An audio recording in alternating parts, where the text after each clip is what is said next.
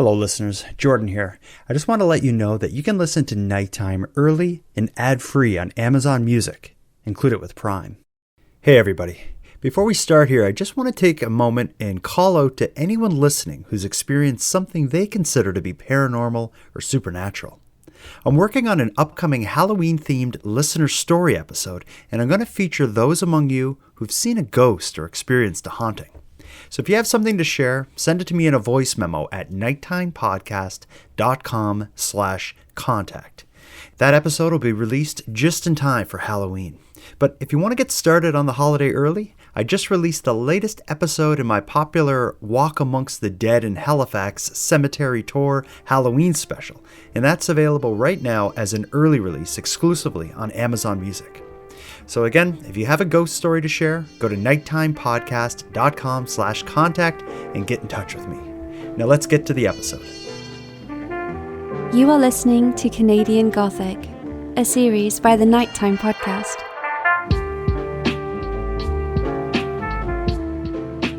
Hello listeners, welcome back to Nighttime's listener-led Encounters with Creeps series.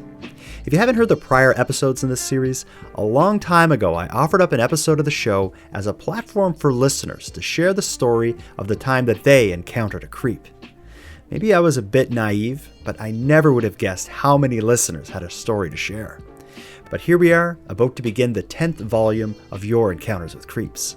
We got creepy bosses, creepy coworkers, creepy customers, we have an unexpected late night visit, a naked person, and I'm proud to say we solve a little mystery related to catcalling.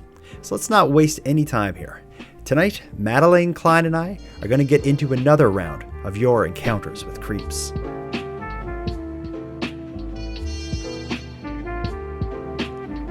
Ms. Madelayne Klein. I can't read the word behind you. Does that say coconut? It does. Okay. It's got to be a large coconut, right? Yeah, but it's at least somewhat baby-shaped. Well, I was very pleased with this week's fruit, I guess. They've been duds the last few weeks. Head of cauliflower, beet with leaves. Like, give me something better to work with. Yeah, coconut works. Yeah. But I've seen one of the first photos you've posted of your belly in a while, and yeah, you certainly have a baby in there. I do. Yeah, it's weird. I didn't pop until like 25, 26 weeks, maybe even 27. And then boom. Now I'm getting looks from strangers. You can like tell people are looking and they're like, "Oh yeah, she's pregnant." They don't have to hide like the question, because you don't want to ask someone if they're pregnant if you're not, 100% sure. But unless her water is breaking on my feet, I don't ask. Oh God. Well, let's get into it here. We got a busy night. This is, I think unanimously, the two of us agree that this is probably our favorite thing to do, our favorite series, which is Encounters with Creeps. We love listening to the stories and talking about them. It seems that listeners love sending them to us, because I feel like if I get 5 emails a day, 3 of them start with like, "Hey, Jordan, Madelayne, I just got to tell you about," and I'm like, "Oh, here we go." And my kids are nearby, so I hit stop right away, on the voice memo. That's often how it happens. But given the amount of voice memos and creep encounter stories we're getting from listeners, it really allows us to pick 6 or 7 really powerful, gripping stories to share in each volume. We're up to volume 10. I can't believe we got this far. But this is going to be a good one. I'm so excited to get into this with you. But before we do, we have a listener who wrote in to, answer a question we had in volume 9. If you recall, in the last volume in Encounters with Creeps, we talked about catcalling, which is primarily a man. I don't know. You tell me what it is. What is catcalling? Like whistling or shouting sexually charged things at women, I guess. And a catcalling specifically is a man doing it. And you and I spoke about, what if it's the other way around, which doesn't really seem to happen. But if it did happen, what would that be called? A listener knows. And I don't know why we didn't think of this. Listen to this. Oh, I can't wait for this. Hey, Jordan, Madelayne, just listening to your Encounters with Creeps Volume 9, and I heard the segment about you talking about catcalling, and the only thing I'd like to say on that is if a man is standing on the side of the street, he's calling out to a woman, and he's catcalling, he's calling for that cat, And if the roles are reversed and a woman is calling out to a man, she is in fact snake charming. I'm sure you'll understand. Maybe some young listeners out there that are going to be scratching their heads and asking their parents what that is. Sorry guys, but enjoy what you do and keep on keeping on. Thank you.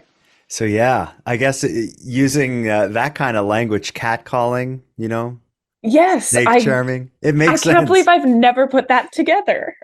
Uh, I've never heard of it other than before that voice memo, but as soon as I heard it, I'm like, oh, that makes complete sense. Totally. Oh, So yeah. from now I was on, like, why is it called catcall? yeah, I never really thought of that either. Is that why? Because that's even It's gotta raunchier. be. But I know. I guess it's appropriately raunchy given like what catcalling actually is. Right. It makes so much sense. Everything, Yeah. the stars are aligning. Yeah, I felt I knew you'd feel that way. I felt the exact way, that exact way when I heard that voice memo. Um, I would very much like to hear from any listeners who have experienced snake charming, being a victim Oh, or I don't know about victim, but being on the receiving end of snake charming. I would like some stories like that. I guess we've had a few in the past. totally. And I don't know what it is about it. Maybe it's because the stories aren't as common, but the stories where the woman is the creep are just the worst. It's Like just they're unexpected. somehow more cringy. I don't know. But They're it they're maybe that's why it's like unexpected, but Yeah, yeah. I guess it's but they're all pretty cringy. And we got some cringy ones tonight, including I'm going to end it with one of my favorites that I've heard in a long time, but we got a whole bunch to get through. I'll let you choose. We can hear about Katie's ice cream stand love at first bite and her slender tenders, or we can hear about Emily's bizarre boss and touchy coworker. Oh God, we're starting off strong. Mhm. I want to know about the tender slenders or Okay. what are, yeah. Okay, Katie is a listener who sent two separate stories.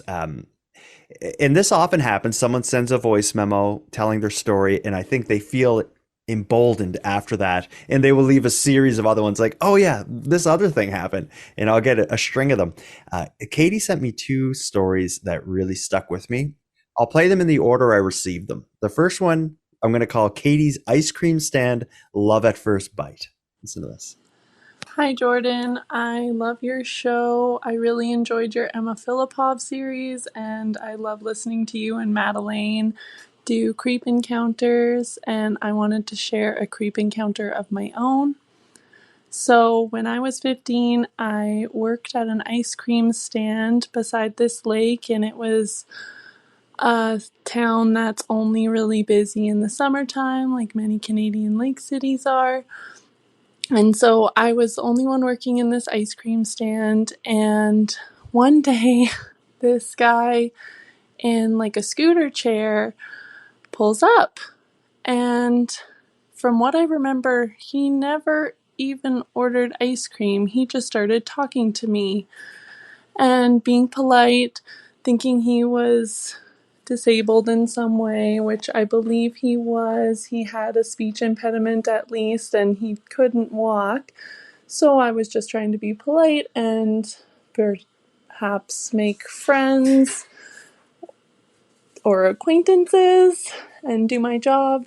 And he started talking to me a lot, and I just kept up the conversation, and he'd just go away. And after talking to him once or maybe twice on different days, he came back one day and told me that he wanted to marry me and have his children. And he was at least in his 30s.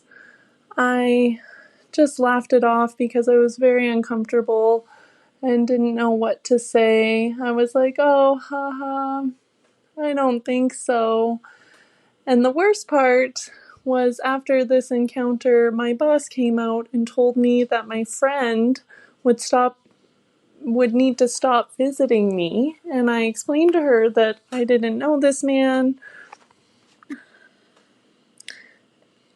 and I had only just met him from him approaching me at the ice cream stand, and that he had proposed to me and told me I was so beautiful and that he loved me and wanted me to have his children. And for thank God she went up to him one day right before he approached me at the stand, and I have no idea what she said to him, but I assume it was something like, "You need to leave this minor alone," and I never saw him again. Thanks for listening. You know, that reminds me of some other stories we've heard. This idea of, and this is something we've talked about a lot, and I think it's a source of many creep encounters, is when you're working, you in a customer facing kind of position, you need to be nice to everybody.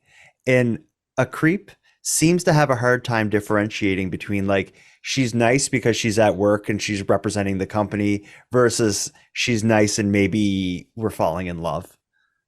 See, this is why working at a bar was the best, because you could tell customers to F off, Mm, or like it was like a nightclub. But yeah, it's usually at work, your hands are tied.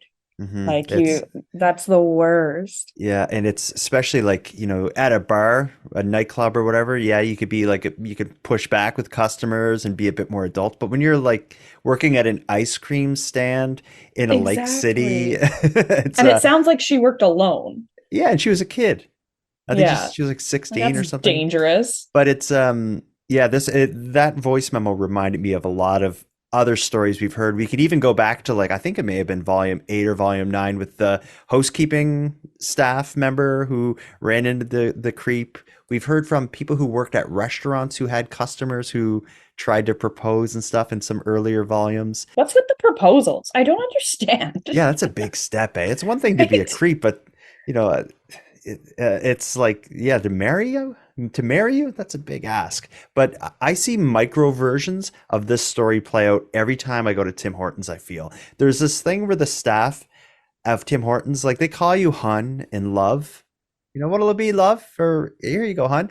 And I think Interesting. a lot of, and it's predominantly, it seems at least to me that it's the majority of Tim's workers are probably female. And I feel like a lot of older men go in there and they kind of flirt with the staff, and it's not sexual, but there's this like flirtiness that's back and forth, like, you know, where's Donna today? I thought Donna'd be in. And you know, and Sheila's like, nope, Ugh. she's home. She's at, you know, cottage today. Oh, must be nice. And then the next day when Donna's in, you're like, oh, I missed you yesterday.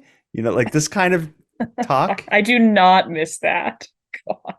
I When hate it. regular customers seem to think like if you're not there, then they see you and they're like, yeah, like where were you? It's like you are not entitled to know anything about my life. Oh my God. um, this story with Katie's ice cream scoop, I'm glad her boss eventually stepped in and said something to the guy. The adult in that business did the right thing by stepping in. It would have been pretty upsetting though, that moment when her boss is like, you gotta stop having your friend here all the time. Like And she's like, that older man that's drooling, the drooling older man that stares at you. it's just sad that a third party has to step in and he doesn't just back off. Mm, yeah. Like, ugh.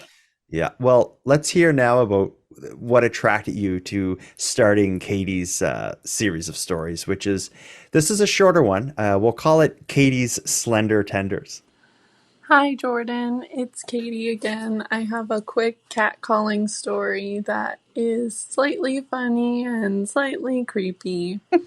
When I was in high school, I used to walk home with my friend all the time, or my sister, and I used to wear black tights under shorts often, and we got catcalled often, usually just honks and whistles out the window. But one time I was walking with my best friend, and this guy slowed down and yelled at us, "Beautiful slender tenders," and we were dumbfounded because we didn't know what that meant, and then realized later he must have meant our legs. And from then on, every time we would see each other at school and we were wearing tights, we would say, "Your slender tenders are looking good today."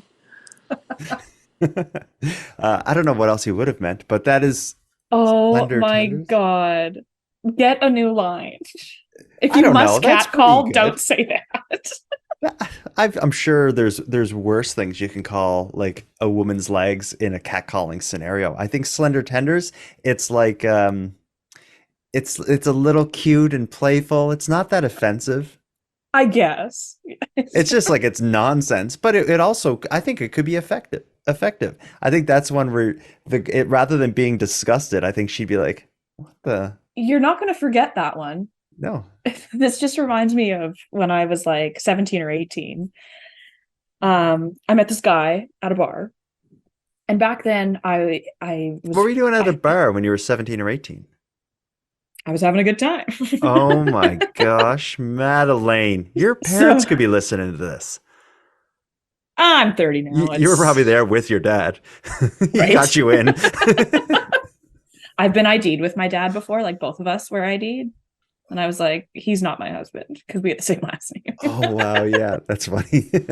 But yeah, so back then I felt, because I didn't have a boyfriend, I felt really bad not giving my number out when asked.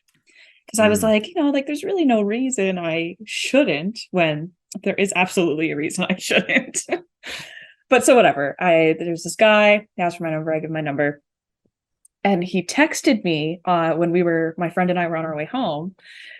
And I show my friend the text, and he called me hottie toddy. And my friend looks and goes, out of all the things he could have called you, he goes for Hottie hottie Toddy. toddy. And now she still calls me it all these years later. Well, that She'll bring seems that up. very much like Katie and her friends referring to each other as Yes. slender tender, so it Oh, worked. But oh. that, yeah, and I guess that's kind of just like I said, it's silly and nonsensical and playful enough that it's not that offensive. I think in this guy's case that wrote to you though, you get someone's number. It seems like you're past the point that you would catcall. If you wanted to catcall, he should have did that like back at the bar to get your number and then write you a catcall. That is a very like what a coward. Uncalled for. It just well just like a coward. Like you couldn't have if you're that type of person, shouldn't you have just been like offensive in person to I write me this? guess. Yeah. Oh, I'll just never forget that. Actually, that's my friend that lives in Shelburne. I've talked Oh, about her okay. before. Yeah. Yes. We had some good times, her and I. Yeah, and I think I bashed Shelburne, right? I said something.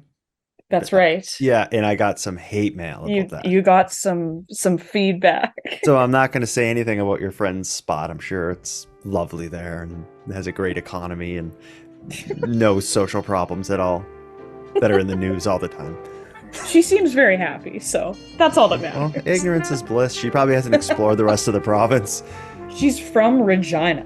Does it get worse than Yeah, this? good point. She's like, Shelburne's amazing. Right? It's like Hollywood.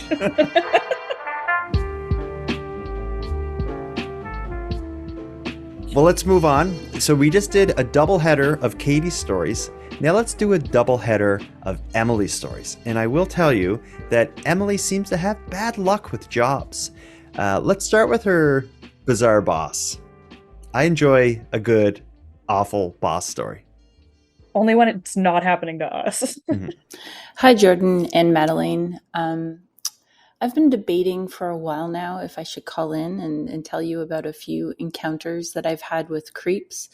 You probably don't want to hear them all, but here goes. So at my first job, I worked in the tourism industry. I'm not going to say exactly where, for 2 summers when I was 18 and again when I was 19. And I had the same boss both summers. And I worked alone that second summer, and his wife was away for work for the entire summer. So, he would come around and, leave me baking that he had done. But then it sort of started to get a little bit weird. He invited me to come have dinner with him and his mother at his house, and gave me some scotch. It was my first drink ever. And I did not enjoy the scotch. To this day, I don't enjoy scotch. And then, he invited me to go on a little canoe trip, told me to bring a swimsuit and we could lay on a secluded beach on a nearby lake. And all of these times, he was, being nice. There was nothing, super inappropriate. And he was my boss and, my parents' age. So I thought it was safe to do, but I recognized it was weird. And then finally, when it was time for his wife to return from, where she had been all summer, he invited me to come to the airport with him, which was several hours away, and pick her up. So I said, sure. And on the way there, he, asked me a few questions about my sex life, which I thought was strange. As a young person and living in a really small place. And then when we got to the big city, decided to go out for lunch. And during lunch, he talked about some of his friends from, international friends, and how, as friends, it was normal to do things like hang out in bed together and hold hands. And he wanted to hold my hand while we were walking around the city. And of course, I complied. Because he was my boss, but I could feel everyone staring at me, and I was super creeped out. It was the end of the summer, and I didn't work in that location anymore after that, and didn't really have much contact after that, and I was pretty happy about it. So that's how that ends. That that story, it builds and builds and builds, but then the summer ends, and she just doesn't work there anymore. Well, did they pick up his wife? I want to know when the wife comes in. Yeah, well, that whole thing is bizarre. And she was kind of, the way she told the story is, it felt weird, but he was my boss. I went ahead with it. I feel like there was a few of those moments where I'm like, whoa, that's like way weird. The hand holding kind of got me. See, I would have totally agreed to go on the road trip if it was on company time. Mm-hmm. If I was getting paid, I'd be like, of course I'll come with you. Because she was, I think she was underage, right? So. Oh, anything to get out of work. Yeah, I guess so. But yeah, as soon as he was like asked about my sex life or wanted to hold my hand, I'd be like, oh, let's pump the brakes here. But even like asking an inappropriate question, let's say on a long ride or something, I'd be like, oh, that's like, he's just like maybe a little like classless or I don't know what I could see, just awkward, nothing else to talk about. And like maybe I don't know, actually. I'm saying that, and as it's coming out of my mouth, I'm like, no, like even that question would have been enough to really upset the whole situation. But like the holding hands, that seems so bizarre. Just in the car, I'd be looking at the speedometer and being like, would I get hurt if I tucked and rolled right now? How fast are we going? Yeah, but it's it is a creep encounter because so much of what happened was creepy, but it seems like it never hits that point that as I'm hearing her tell the story, that I thought it was going to hit. I was waiting for the point where he pitched like a threesome with his wife or something, because it kind of seemed like it was going there. I bet it was. To him, probably. Maybe. And the fact he's married throughout all of this makes it even creepier. Well, he brings his like underage employee to his mother's house while his wife's away. That seems really weird. Like, mom, like, this is would his mother not be like, who the hell is this? Why is she here?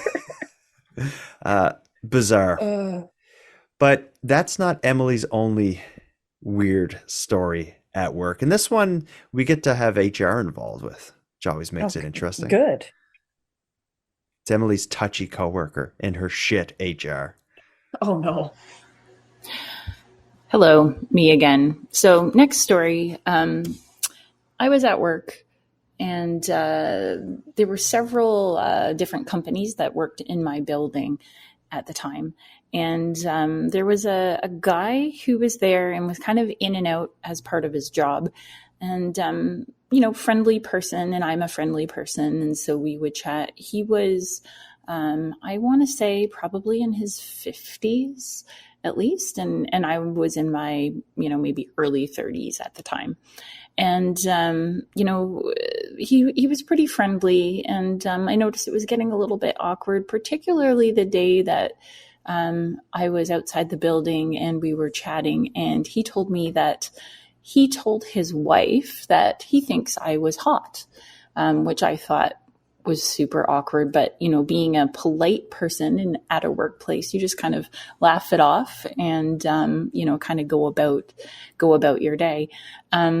But then, he would, subsequent times I would see him, he would make references to me being hot again, which was getting super awkward. And then finally, the straw that broke the back was one day I was talking to my boss's boss standing outside in office and just standing at the doorway with my back to the hallway. And, I kind of felt somebody going by and my ponytail got flicked. Like it reminded me of being in high school when somebody walks by and snaps your bra strap or flicks your hair or something like that. And for a second, I even wondered, what is my husband doing here at work? Because nobody else would touch my hair like that. But I turned around and it was this guy walking down the hall and out the door, and he waved hi. And it was in front of my boss's boss. Super awkward, super weird. And so I, had to talk to our HR person about what we should do. And they recommended that I approach the person and let them know that what they had been doing had been making me uncomfortable. And so I did that. But I was pretty angry that I was put in that position to have to do that in a workplace for behavior that was pretty far, I felt, outside the norm of what you'd expect in a regular workplace. That is literally HR's job. Yeah, you guys have this talk. I'm not doing it. You do it. Yeah. My God. I'm kind of surprised by that being the reaction. Yeah. Yeah, they're like, can you handle it? Like, what do you do? What do you do all day? This is literally your responsibility as HR. Yeah, but her story, I think it's many people who are listening to her describe that will say like, oh, I had the same kind of thing with some guy or girl or whatever at my office or my work. It's some people they'll just cross the line. So but like grabbing her ponytail, like, oh man, what a jerk. That's any sort of, once it gets like physical, like walking up behind someone, like touching their shoulders. Yeah, don't. And touching the pony, yeah, it's free. And I told my wife that you're hot. Do you think he actually did? No, definitely absolutely not. I think he wanted. I don't know what his angle was there. I think he wanted to tell her that I think you're hot, but he didn't want to just say that. So he was like, maybe this was like a playful justify way. It, being like, but I'm married. I'm like, my wife is cool for me to tell her something like that. Oh, like I guarantee if she asked, or if she like kind of sent vibes of interest back to him, he would go on to explain that his wife is open to him doing having escapades outside of the marriage. Absolutely. If I say someone on TV is hot, I get side eye from my husband. Oh, really? And I'm like, what? It's a celebrity. He gets up. Yeah, right. I'm taking the cats. He grabs the cat and leaves. Pretty much. Yeah. Oh God. Those were two interesting stories from Emily. I don't know, Emily. I would say, given that both of these involve your workplace, I would say you either work too much or you just have real bad luck with fellas at work. I think the latter. She's got weird people she works with, unfortunately. Yeah, two different jobs. They're everywhere. But what about this, though? Is we've heard two stories from Emily related to work. Do you think most women would have two stories from work of encounters with creeps? Oh, for sure. Be it employee or like coworker, boss, customer, client. I'm sure everyone, man, woman, anyone in between, they've got weird stories. So maybe it isn't that Emily has bad luck at work with guys. I think Emily's just willing to tell us some of those stories. And so she should. Good. Thank you, Emily. Let's move on to this next story is a friggin' adventure. And I rarely say frig. So if I pull that out, we're going for a ride. This one is a multi-parter. I think the original version of the story that I got was probably about 10 minutes, but I'm going to break it up in the middle. And you'll see why. We're going to call this Brienne from BC's Creepy Misunderstanding. So this is a kind of like a murder mystery of creep encounter stories where we're going to hear the creep encounter. We'll talk a little bit about what we think about it, but then we'll hear the solution and what makes it a creepy misunderstanding. So let's just jump right in. You ready for this? I think so. I'm very intrigued. Let's find out.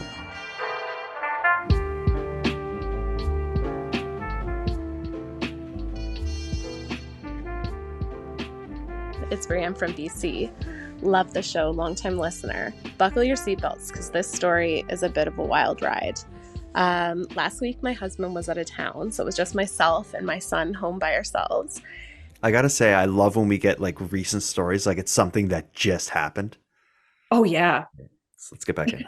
Last week, my husband was out of town, so it was just myself and my son home by ourselves. And at about 3 o'clock in the morning, my dog starts growling, and I keep trying to fall back asleep, but he just won't let up. So I finally let him upstairs, see if he wants to go out. Nothing. So we go back down to bed, and about 15 minutes later, he starts up again. So this time I decide to go upstairs by myself, and I'll just take a look, see if there's something outside that's aggravating him. As I get upstairs, I see this man walking up my driveway towards my front door. So I froze. He proceeds to walk up to my front door and starts fiddling with my door. And I can hear my doorknob jingling. So at this point, my heart's just pounding out of my chest.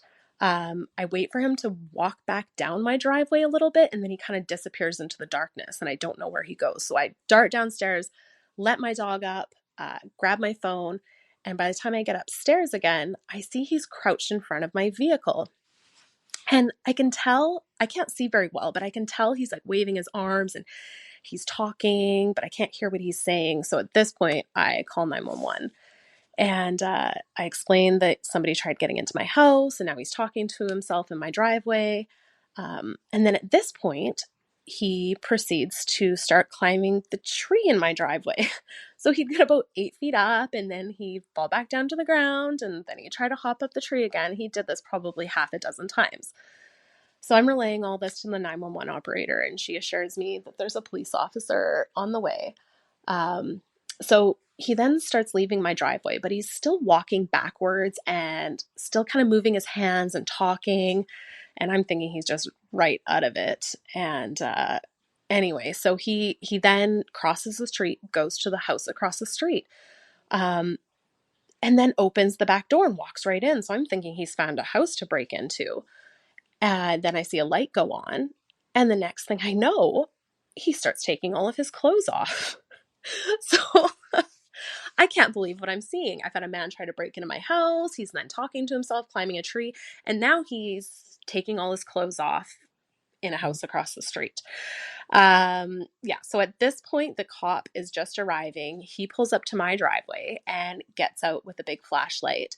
And at this point, I can see the naked man is still at the house across the street. So I feel safe enough to go outside. And as I open my front door, something falls out of it. And I look down and it's a note, but my brain is still not really processing what's happening. So I walk over to the cop with this note in my hand. And then I realize it says something about, I have to be up at 6 o'clock in the morning. Your dog won't stop barking. Please get it to shut up, or, something along those lines. But it's still not making any sense with what I thought I had just seen. So I give it to the police officer, explain that someone was trying to break into my house and all these crazy things happened in my driveway. And now I'm finding this note. And as I'm saying this, the officer's shining his flashlight up the tree that the man had been climbing. And he goes, looks like you got a bit of a raccoon problem. And so I look up and I see about 5 baby raccoons and mama raccoon, who's on the ground. These 5 babies are up the tree. Just staring at me, and mom is hissing, and my neighbor's dog is at the bottom of this tree scaring all these poor babies, and they won't come back down to their mom. So still, I am absolutely baffled. What the hell is happening? I have raccoons in a tree. My neighbor's dog is over here. I've had a strange man in my driveway that was trying to break into my house. So I explain all of this to the cop. I'm sure he thought I was probably nuts. And then about 3 or 4 other officers all show up because I'm sure it was reported as a crime in progress.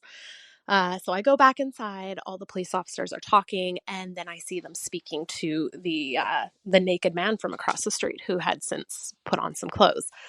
Um, this goes on for probably half an hour. I see them going over and knocking on my neighbor's door, the one who owns the dog. And then everyone leaves. So I'm kind of just left in the dark. So I'm going to pause it there. So far in this story, a lot has happened. Oh my God. So what did you Yes. get out of it so far? Like, what is the scene? What did we just hear? So she thinks someone's trying to get into her house, rightfully so, if he's jiggling the handle. Hmm. And then he's acting weird on her driveway, climbing up a tree, and she said he fell 8 feet. That's a long fall. Yeah. And he tried half a dozen times. So Like, it kind of sounded like the story of like someone on drugs or maybe a mental health crisis in her driveway. I would have been terrified. He goes in another house and takes off his clothes. The cops show up. it sounds like something drug fueled. That's Or yeah, mental health crisis. Either or. that's the vibe. But so far I'm thinking like this is a creepy story. Like something crazy is happening, right? Oh yeah. And then the note.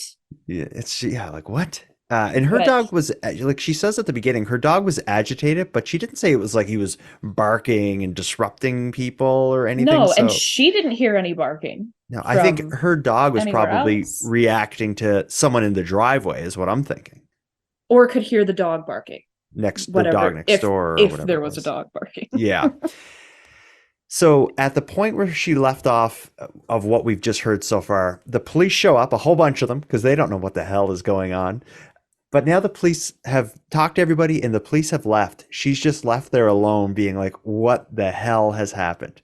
She's going to find out what happened because the cops are going to call her. Listen to the outcome of all this. But a little while later, the officer calls me, and I guess it turns out this man had heard my neighbor's dog barking at the raccoons in the tree, and it was keeping him awake. So he came over to my house, and he tried knocking on the door a few times, which had made my dog start growling. And then at this point, he writes a note, and when I saw him come and fiddle with the door, it was actually him trying to stick the note, which was on cardboard, into the crack of my door, and it happened to make my doorknob, jiggle. So this is what I heard and saw. He then went over to crouch in front of my vehicle where the raccoons and the neighbor's dog were, and he was talking to the dog and trying to calm him down and get him to stop barking. And then when I saw him climbing the tree, it turns out that he was trying to, I guess, rescue the baby raccoons or something. I'm not quite sure. That's the reason he was climbing the tree, was because of the raccoons up it. And then when I saw him walking backwards down my driveway, still talking, that was him just trying to settle the dog and reassure him. And then when he walked across the street and walked into the house, that was because it was his house that he had just moved into. And when he started removing his clothes, that's just because he was getting ready to go back to bed. So this entire situation was a huge misunderstanding on my part.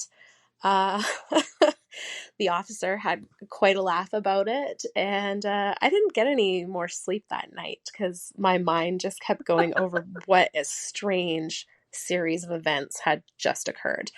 The next day in the afternoon, I had a knock on my door, and it was my new neighbor, very apologetic. When I'd spoken to the police officer the night before, he had explained that he told him that there was many other avenues he could have taken besides creeping around yards at 3:00 in the morning because of a barking dog. So anyway, he came over, introduced himself, was a very nice young man, and apologized profusely for scaring the crap out of me. And yeah, that's the end of the story. So I've shared it with some people, and the jury's still kind of out. Like, was he a weirdo? Was this raccoon situation really weird? What was really happening here? Anyway, thought I would share it with you and see what your opinion was on it. Thanks, guys. Bye-bye. I love my the way that comes God. together. It makes so much sense, right? It does. But Yeah, the series of events that went on, I know, it's but just like, I can see it from both point of view. Like from what she sees from in the way she justified it in the first part of that clip. absolutely call 911. Oh But yeah, but when you think of what he was actually doing, it's like, oh, that kind of makes sense.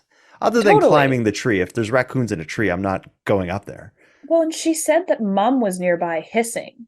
Like Mhm. she doesn't know you're trying to rescue her babies. You're gonna get your face scratched off. Also, how are you going to rescue a raccoon? I'm sure the raccoons are doing just fine up in that tree. What's he going to do with it when you get I your don't. hands on it? He's going to get his I have face no clawed idea. off.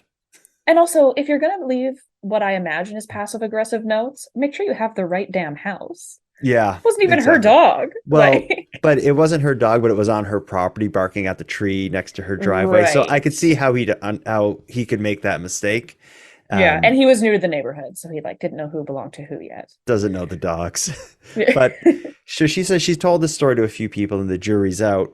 I'd say like she had a creep encounter. She did the right thing by calling the police. It was investigated, and it turned out to be a big misunderstanding. And Yeah, this I don't think the guy's a creep, especially because he came over and like apologized. I was like, Mhm. I'm so sorry. Yeah, I'm But sure we've heard several stories that are creep encounters where if we got to the bottom of it, be like, okay, he's not a creep. That's just a yeah, but yeah, and like there were other avenues he could take, sure, but he was probably very tired and wanted the dog to shut up now.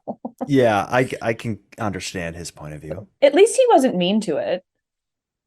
Yeah, when all things considered, from what we know of the story from her point of view, he seems like he just did one dumb thing, which is Yeah, like the way he handled it. But he seems like an all right guy. He, totally. especially when we get to the point where he's bending down behind the car was weird, but he was probably scratching the dog's head, being like, "Hey, boy, go home, shut Probably. up." Aw, shut up, please. Uh, the the whole like f around and find out parts of the story is you go over to someone's yard in the middle of the night. You're asking for them to call the cops. You climb up a tree where there's raccoons. You're asking to get your face tore up. You're approaching unfamiliar dogs. Yeah, that are like agitated. Yeah, He um he I pushed wouldn't. a few buttons, and I guess it worked out pretty good for him. He didn't get attacked by a raccoon, a dog, and he didn't get arrested. She didn't have He a only gun suffered a and little bit blast of him. embarrassment. I think he got out of that pretty unscathed. I think he has a pretty good story to tell though. Oh yeah. So Oh, it's he's I'd love to hear this from his perspective. yeah. And when Well, the cops showed up at his door, yeah. You're trying to break in a house, sir? He's like, no, it's I'm like, trying to I get some live sleep. here. Oh man, Oh that was a gosh. good one though. I re That was a wholesome one. well, just the way it went up and down, like it builds up And to then it came full circle. yeah, and with a bit of a mystery, because many of these creep encounters we hear have a mystery of, with the mystery being, what the hell was that person thinking? What were they up to? In this case, we get a full like police investigation, and they get to the bottom of it. I just wish everybody who shares these stories had called the police and the police figured out the story. But we so rarely get an ending Hmm. or like a conclusion to these. Hmm. So Yeah. this was nice. Yeah. Usually we're left wagging our finger. In this case, we're left just like laughing at the whole situation because man, what a spectacle. And yeah, just one thing after another. And then there were raccoons. Oh man, that is a trip. Gosh. But that is the creep encounters I have for our 10th volume. I think this one it some volumes get very dark, some get very sexual, some are disturbing. This one This one was um lighter. this is the lighter one because of the final story and the beginning story with the snake charming. That makes me like I've been Oh, laughing for a week and a half since I got that waiting to play it for you. I can't believe I didn't put two and two together. And I just love that term. Are you gonna share it with your girlfriends when you're out somewhere and you see a guy? You're like, we should try snake charming. Your friends will be like, well, what's that? And you'd be like, well, sit down. Let me tell you. I'll sit down. I've been I'm researching this topic by talking about it. I'm definitely gonna let my girlfriends know that's what it's called, but I'm not going to orchestrate doing it Okay. because that's just unwanted attention on my part. I don't like talking to people. Yeah, yeah. And You snake that's going to charm. bring people to me. Yeah, you snake charm. They come over, and then you're like, oh, this sucks. Sorry. Actually, this was a social experiment. You can go now. Yeah, it's over, sir. leave. Yeah. Oh God. Oh, what a trip. Well, for listeners out there who have stories of encounters with creeps, whether they're solved or unsolved creep encounter mysteries, we want to hear about them. Pause this episode right now, go to nighttimepodcast.com/contact and send us a voice memo.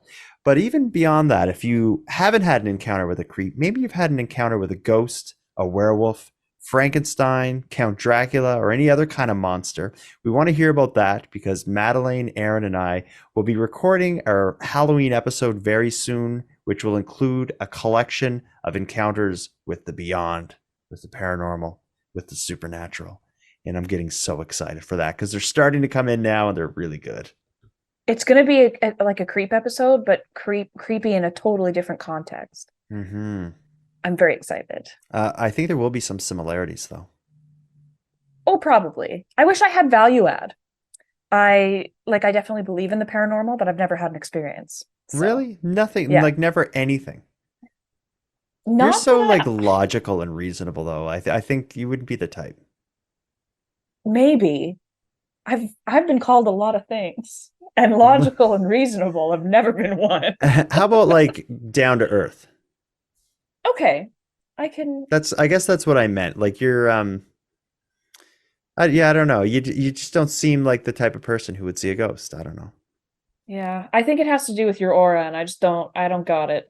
Okay, I well, you don't believe in have it. auras, so then you believe in the supernatural. And Oh, absolutely. I just have never had an experience. what about fortune tellers? Have you ever done that kind of thing?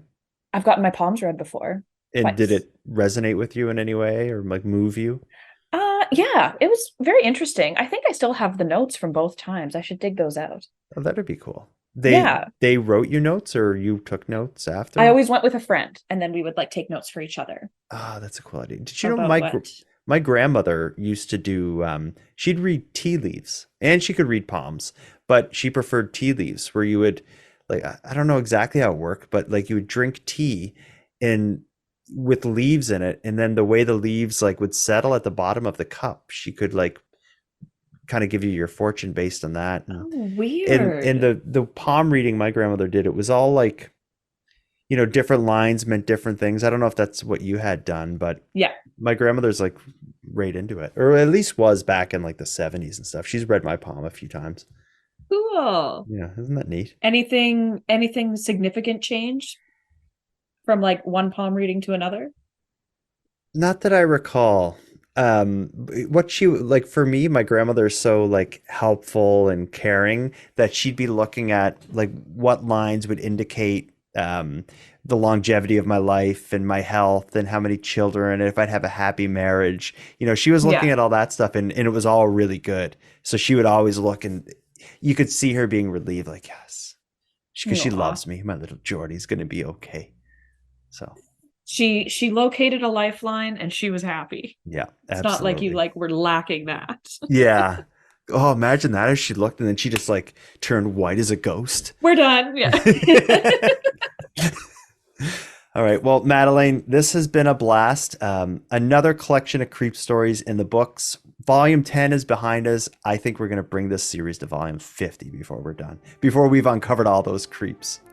Oh, we'll never run out of stories because people love them to listen to them, and there's a lot of creeps out there providing us material. Yeah, it's like the never ending just Saga? like stream of disturbing.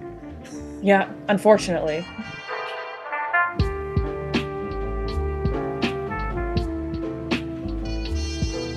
I want to thank you for joining Madelayne and I for this episode of Nighttime. Now, I'm going to start wrapping things up, but before we part, I'm going to give thanks.